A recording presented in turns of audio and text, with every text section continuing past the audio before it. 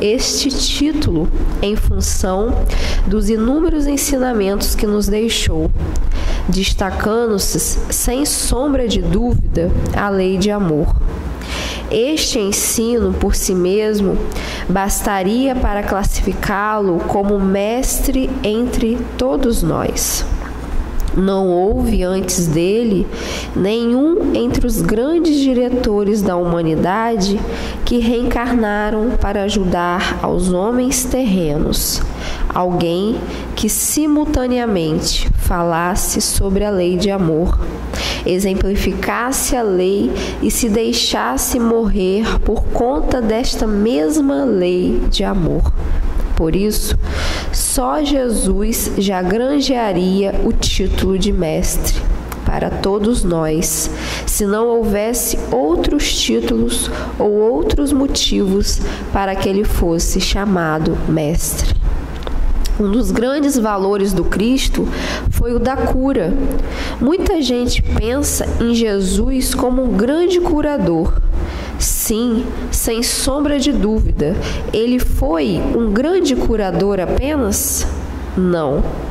Jesus era mais do que um curador. Ele era um homem interessado em que a humanidade tivesse saúde espiritual, tanto quanto física. E neste momento podemos fazer uma diferença entre aqueles que são curadores, os que faziam disso uma continuidade, uma obrigação à sua vida, e aqueles que, ao contrário, têm interesse em que a humanidade goze de saúde física e espiritual. Mas Jesus, acima de tudo, trouxe para nós a noção exata da paternidade divina, quando nos assevera na singela prece do Pai Nosso, que o Pai era Pai.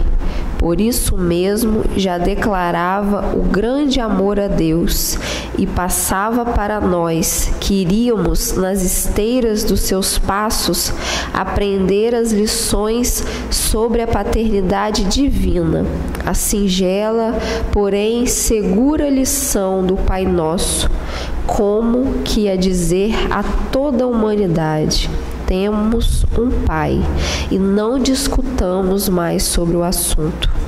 Quando hoje vê-se alguns homens perderem-se em discussões feitas sobre se Deus é uma figura, é um conjunto de inteligências ou é mesmo uma máquina qualquer que seja, temos em Jesus o paradigma de mestre e afirmativa clara, insofismável: Deus é o nosso Pai.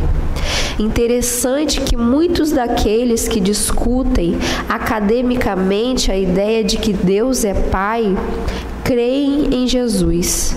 Entretanto, parece uma atitude não pensada com clareza, pois eles creem em Jesus e não creem na afirmativa de Jesus de que Deus é Pai. Está havendo uma necessidade muito grande de se seguir realmente a Jesus em espírito, como ele nos asseverou, e também em verdade. Neste final de ano, podemos colocar como programa de meditação no ano que surge às nossas portas esses 3 itens ou paradigmas para nós. Jesus é amor. Jesus tinha interesse em que os homens tivessem saúde para que pudessem ter vida. Deus é Pai. Meditemos, caros filhos, nessas 3 questões interessantes e importantes para a humanidade. Repito, aparentemente simples, mas quantas lutas nós passamos porque não acreditamos que temos um Pai que há de nos socorrer, amparar, conduzir e trazer soluções para nós. Quantas vezes perdemos horas reclamando junto ao médico, psiquiatra, psicanalista, psicólogos das nossas dores, dos nossos problemas, esquecidos de que temos alguém que se interessa pela nossa saúde espiritual e que, se confiássemos no Pai, nossos caminhos seriam aclarados? Nossos caminhos seriam tão mais fáceis de serem trilhados se soubéssemos ou tivéssemos a certeza de que o nosso Mestre Jesus tem interesse em que tenhamos vida para podermos prosseguir em nosso progresso. Crer que Deus é Pai e crer que Jesus nos socorre dá ao homem terreno uma confiança que, se avaliada corretamente, fará com que este homem creia que sua vida e seus problemas são todos passíveis de serem corrigidos, pois temos um Pai e temos alguém que se interessa por nós. E, finalmente, a conquista a ser feita do imo de nossos corações, a do amor, a do nosso grande Mestre de amor. Nós, seus discípulos, buscamos esta sensação maior, mais bela, mais pura, mais profunda, o amor. Estes passos que vamos dando, ora fazendo bem de um modo ou de outro, ora compreendendo o próximo de um modo ou de outro, ora sustentando o ânimo de alguém de um modo ou de outro, ora escrevendo um livro, fazendo uma palestra, seja o que for que fizemos para sustentar o ânimo do próximo. Já estamos, por esses mesmos laços, buscando ter o sentimento do amor dentro de nós.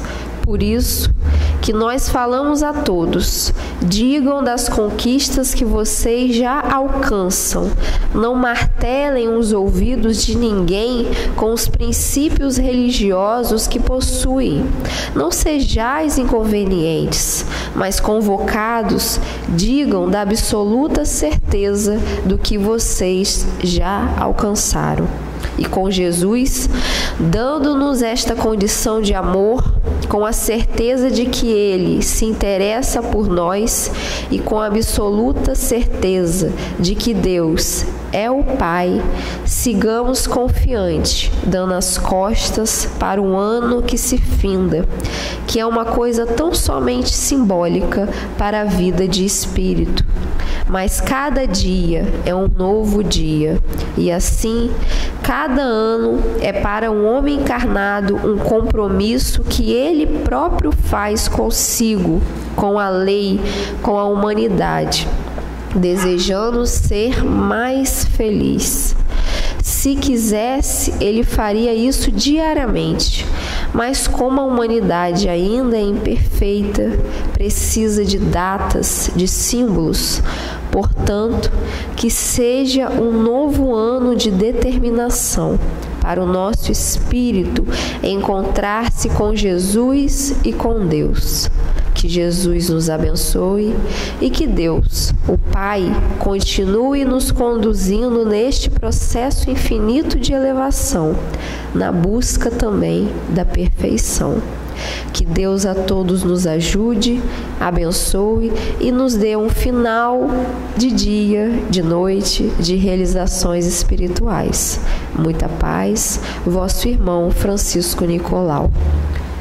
Que a gente possa então elevar nossos pensamentos e refletir nessa mensagem esclarecedora e instrutiva que consola os nossos corações.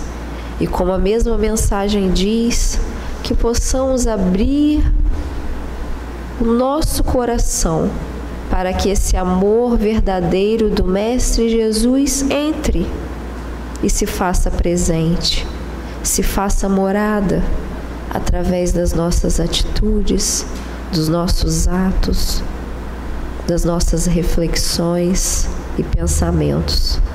Que possamos seguir verdadeiramente os passos do Mestre através dos ensinamentos do Teu Evangelho de luz. Uma bênção especial para a nossa querida Margarete, na palavra acolhedora e esclarecedora de agora, e que possamos estar receptivos a todo o trabalho da espiritualidade que constantemente se faz presente em nossas vidas. Graças a Deus.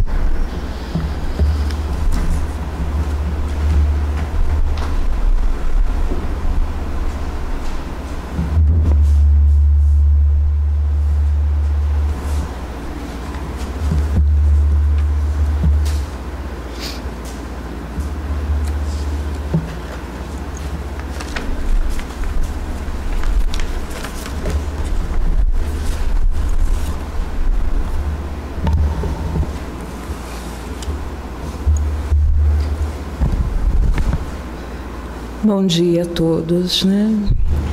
Que a bondade e a simplicidade do Mestre entrem em nossos corações, sustentando o nosso ânimo, que possamos sustentar uns aos outros, vibrando no bem, acreditando firmemente, acima de tudo, que Deus é Pai.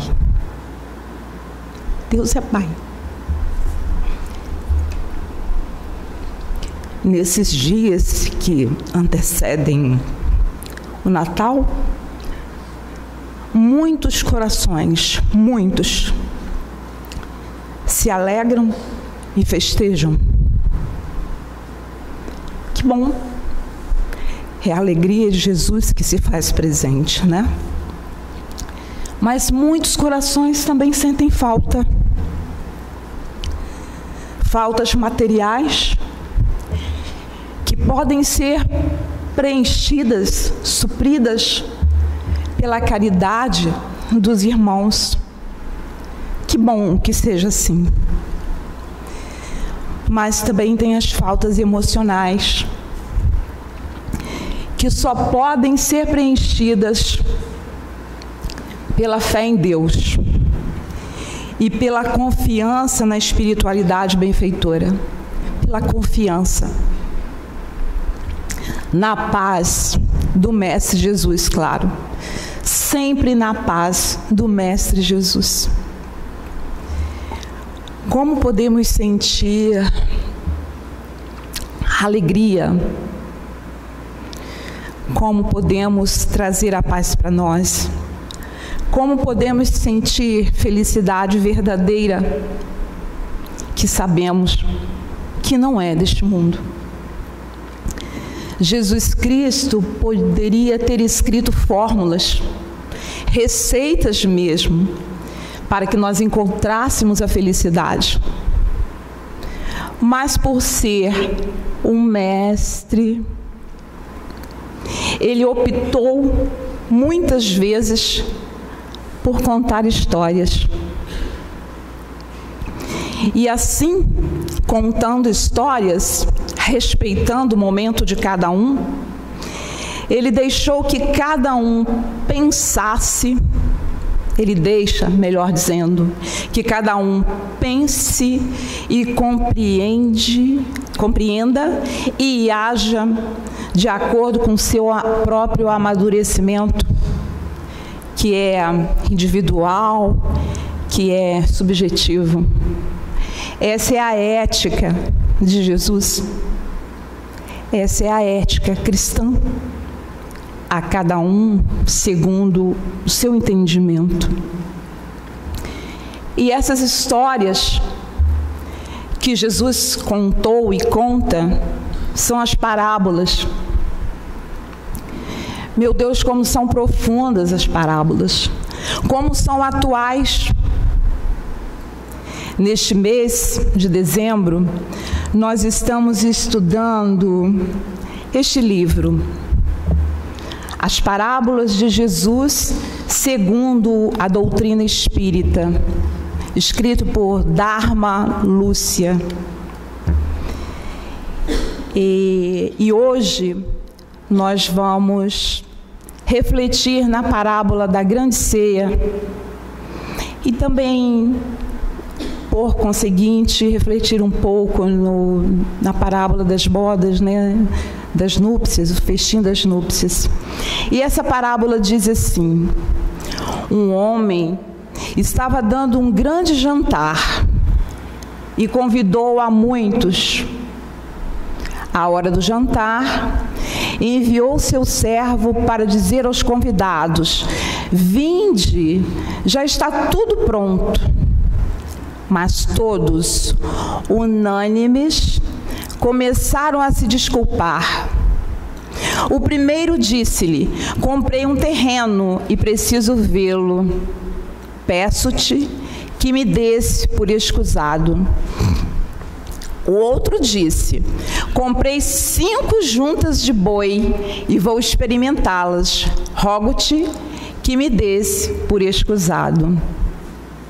E o outro disse: casei-me e por esta razão não posso ir. Voltando, o servo relatou tudo ao senhor. Indignado, o dono da casa disse ao seu servo: vai depressa pelas praças e ruas da cidade e introduz aqui os pobres, os estropiados, os cegos e os coxos. Disse-lhe o servo: Senhor, o que mandaste já foi feito, e ainda há lugar. O Senhor disse então ao servo: vai pelos caminhos e trilhas e obriga as pessoas a entrarem, para que minha casa fique repleta. Pois eu vos digo que nenhum daqueles que haviam sido convidados provará o meu jantar. É uma passagem de Lucas, do Evangelho de Lucas, no capítulo 14, dos versículos 15 a 24. É a parábola da grande ceia. A grande ceia é semelhante à parábola do festim das núpcias, né? A parábola das bodas, conforme costumam dizer. E a gente pensando, né, nos convites. E conforme eu disse, nós estamos estudando as parábolas de Jesus sobre a ótica da doutrina espírita. Então vamos ver o que Kardec comenta, né, em uma pergunta e resposta dos Espíritos, na questão 614 do Livro dos Espíritos. Kardec pergunta: o que se deve entender por lei natural, ou seja, lei divina? E os Espíritos respondem: a lei natural é a lei de Deus. É a única verdadeira para a felicidade do homem. Indica-lhe o que deve fazer ou não fazer. E ele só é infeliz porque dela se afasta. Tá? Como é que nós nos afastamos da lei divina? O que fazemos? Em que momento? Será que percebemos? A grande ceia dessa parábola que Jesus se refere é a felicidade que podemos alcançar se vivermos segundo e seguindo as leis de Deus. Através dos tempos, os mais longínquos tempos, né? Nós estamos sendo convidados. Fomos convidados por Moisés, fomos convidados por Jesus Cristo, somos convidados por Jesus Cristo, que é o nosso irmão maior, e por muitos outros missionários do bem, que às vezes a gente nem tem conhecimento, né? Em todas as épocas e em todos os lugares. E a doutrina espírita A nossa doutrina é um desses convites. Por quê? Ah, mas eu nunca fui convidada para vir à casa espírita. A doutrina diz que não se deve fazer prosélitos, ou seja, não se deve obrigar, né, entre aspas, ninguém, fazer pressão sobre ninguém para que venha para a doutrina. Como assim você pode dizer então que a doutrina espírita é um convite para a felicidade, né? O Espiritismo nos chama para a transformação moral. O que aprendemos através da doutrina, todos os ensinamentos da doutrina, traz para nós um convite à renovação. Não é isso? Uma renovação de dentro para fora. É o que a gente fala, né, dentro da doutrina, a transformação, a renovação íntima, né? E né, tem uma passagem que foi lida, que a Marcele leu, né? E eu prestei atenção na página que vocês receberam à porta, que fala que o Mestre deseja que tenhamos saúde física, mas principalmente saúde espiritual, porque todo o resto demanda da saúde espiritual. Somos nós, enquanto espíritos que somos, que comandamos o nosso corpo. As questões de ordem física, quando surgem, claro, porque estamos passando por provas, por expiações, mas em última análise, o comando está na consciência, nos pensamentos, a gente sabe disso, né? Mas assim como os convidados da grande ceia ou do banquete nupcial resistiram, né? Declinaram do convite, nós também resistimos ao convite para essa renovação. Nós resistimos ao convite para obedecer às leis divinas, porque obediência é algo ainda muito complexo em nossas vidas, né? Todas as vezes que nós pensamos em obedecer, nós achamos que estamos sendo diminuídos, humilhados. E sem termos consciência, muitas vezes, nós pagamos um preço muito alto pela nossa rebeldia. Muito alto. Não tem como a gente imaginar o preço que nós estamos pagando ou que vamos pagar pela nossa rebeldia. Que rebeldia? Todas. Porque todas as situações com as quais nos deparamos, todas as situações que vêm até nós, na verdade, é para aparar as nossas arestas, retirar os nossos espinhos. E às vezes essas situações, elas são convertidas em situações materiais, né? E a gente não entende.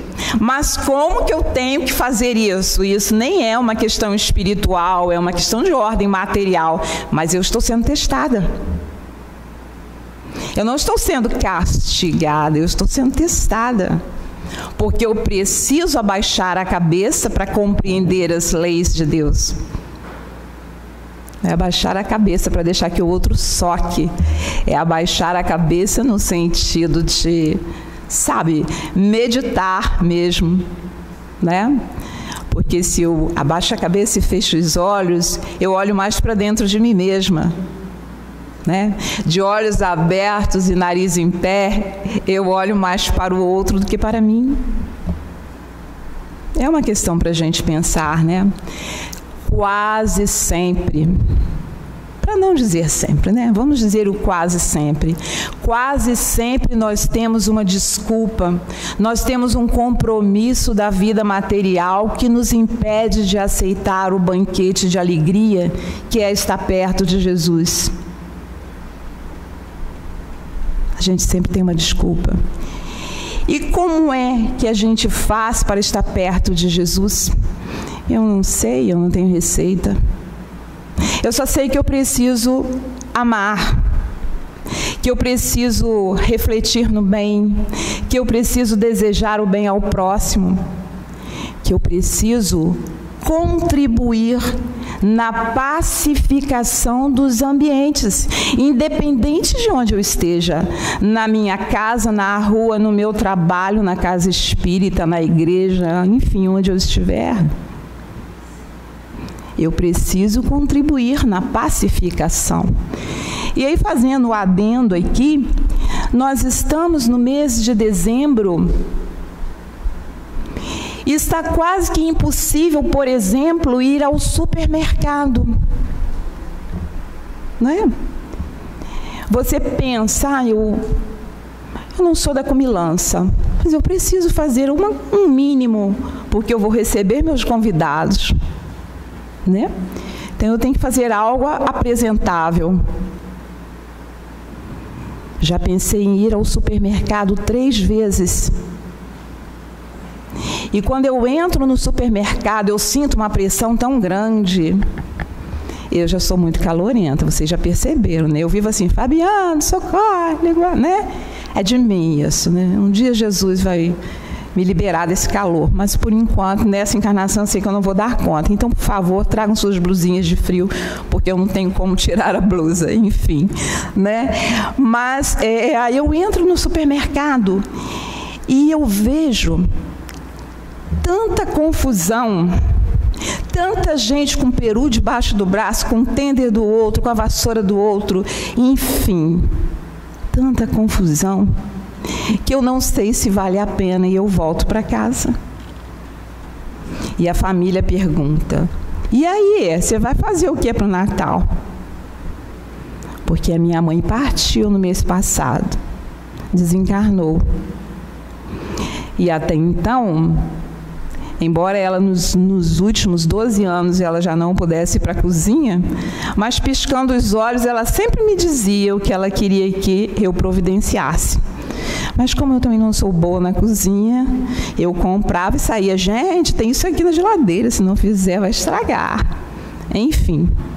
Mas voltando à situação do Natal, se não estou eu contando de novo a minha vida, a minha mãe, pelo menos por enquanto, ainda não consegue me dizer o que eu tenho que fazer para o Natal. E eu só sei que eu fui ao supermercado 3 vezes e voltei de mãos vazias.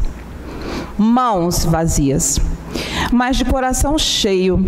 Cheio de vontade de estar perto das pessoas. Cheio de vontade de que todos tenham paz.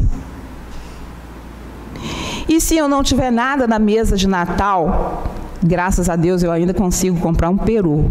Mas se a preguiça não deixar eu enfrentar as filas de supermercado, eu vou sentar e fazer uma prece. Não sei como que vai ser, porque meu filho é apaixonado por um peru, um pernil, meu marido também, enfim. Vai ser meio complicado, né?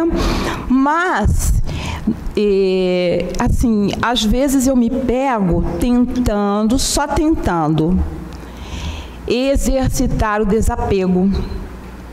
Mas está muito difícil, né? E também não é para ninguém passar fome. Não é para ninguém deixar de comprar alguma coisa bacana para vestir, se puder. Uma bonequinha para dar de presente para uma menininha ou para um menininho, porque menininho também pode brincar de boneca. Uma bola, um carrinho. A gente deixar de fazer essas coisas, na verdade, não é essa a questão. Não é fugir do mundo. A questão, quais são as posturas que nós apresentamos diante do mundo. Porque tem posturas com as quais ainda nos comprazemos, que demonstram, na verdade, que reflete a nossa inferioridade.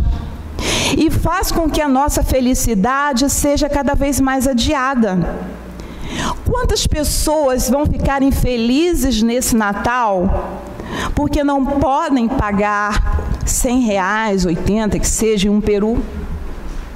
Quantas pessoas se sentirão infelizes nesse Natal porque não podem dar a bicicleta que o filho pediu.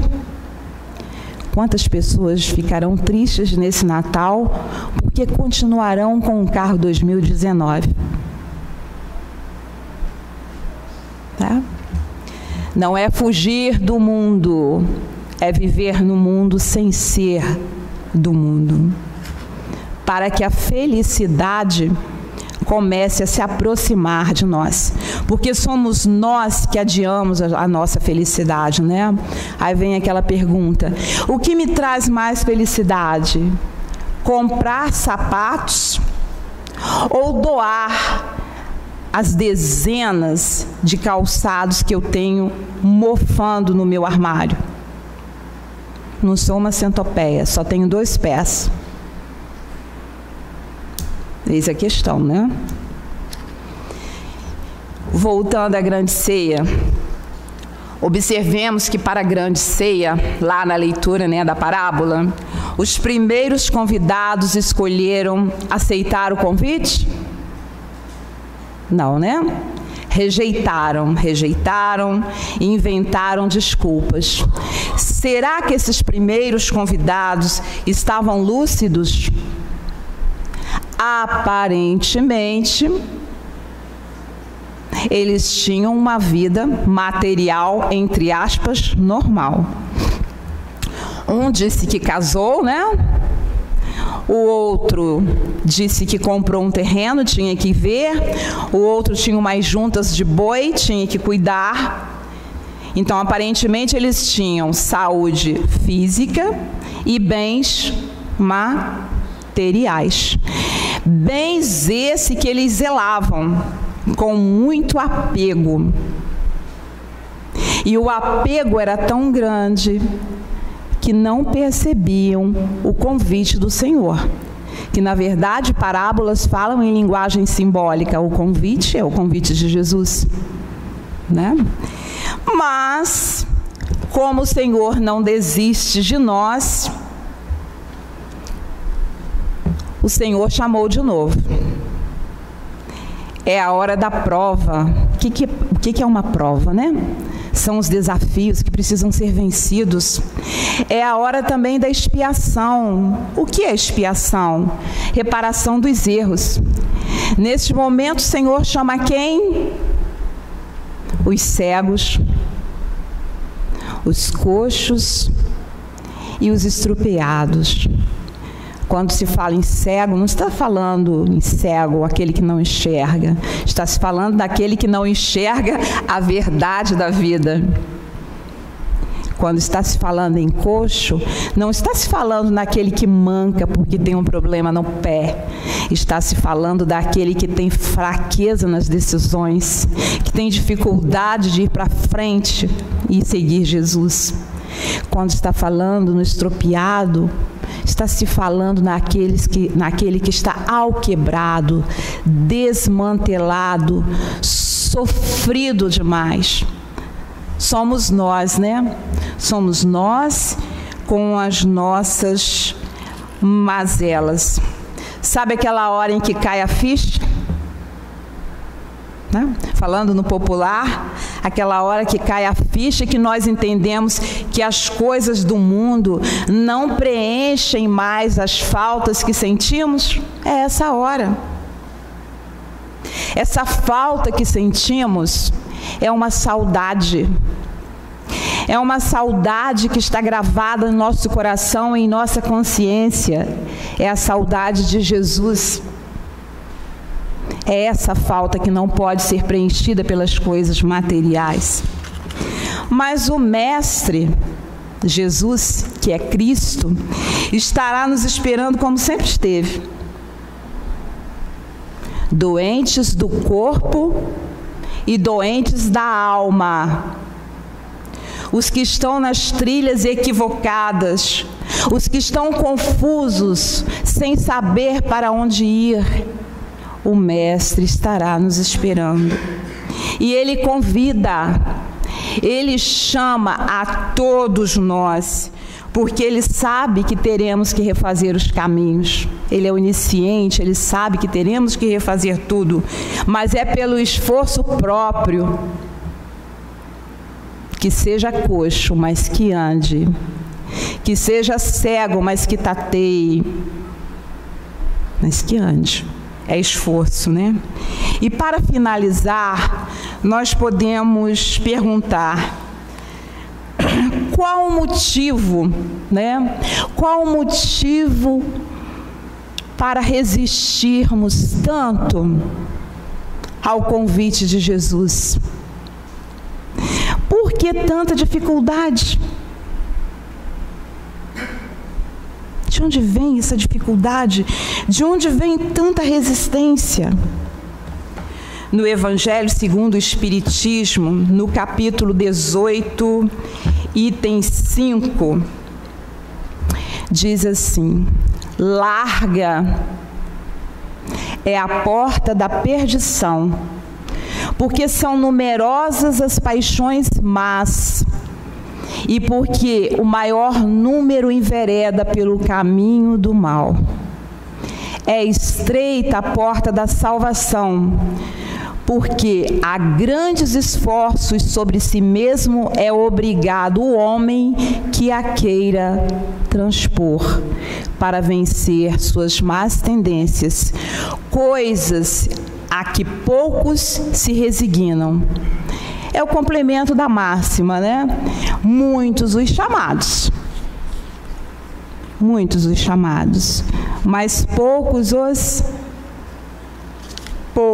escolhidos, né? Não basta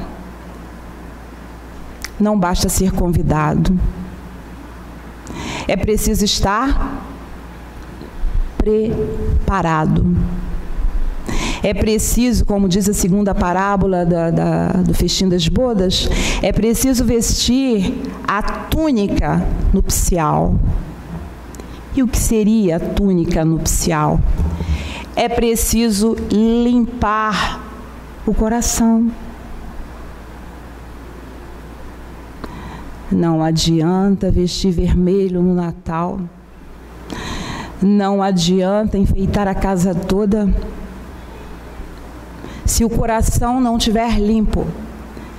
Não adianta comprar um caminhão de presentes e sair doando pelas ruas se o coração ainda não sabe amar. Não adianta. É claro que os outros ficarão felizes materialmente falando, já é alguma coisa. Mas para a nossa renovação é preciso que se limpe o coração. É preciso que aproveitemos o tempo. Né? Aproveitemos o tempo. Jesus, aquele que nos convida, nos respeita e espera que despertemos o quanto antes, né? Jesus não nos desampara, nunca. Por mais equivocada que sejam as nossas interpretações, Ele não nos desampara. Que tenhamos muita paz, graças a Deus.